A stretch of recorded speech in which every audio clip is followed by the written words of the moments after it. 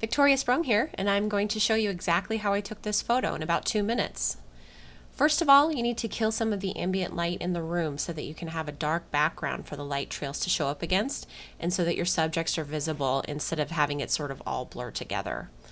You're going to need 2 flashes, light stands, grids, CTO gels, a camera and a lens, and an off-camera flash transmitter. See the end of the video and the description for where you can get the MagMod grids and gels that I used. Here are the camera settings. Low enough ISO to darken the background down, slow shutter speed to get the light trails, and flash added to freeze the subject and make them stand out from the background and the blurred lights. This is the flash setup. The light stands are about 7 feet up, behind the couple and to the sides of the dance floor, and pointed to the couple and the dance floor. There are quarter CTO gels on the flashes to match the ambient light in the room, and grids on the flashes so that the flash is on the couple only and not bouncing light all over the room. I chose to short light the couple rather than having the flashes pointed straight at them from the front. It just makes the image look a little more artsy and cinematic and less like a snapshot.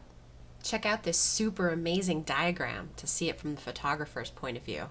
Here's the process in action. You see me looking at the camera to make sure it's all working.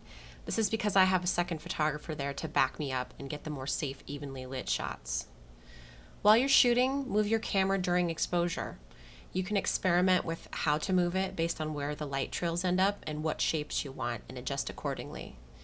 Wait for the right moment to take the picture when the light trails line up with their faces and when their faces are lit by the flashes and visible to the camera. You also need to make sure there is a light source for the swirly lights. In this case, there were light fixtures on in the background. A couple final notes. This technique is also called dragging the shutter if you want to do some further research.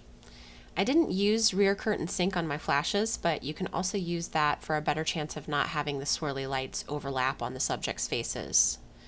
I would love to make more of these free tutorials, so I need your help with that.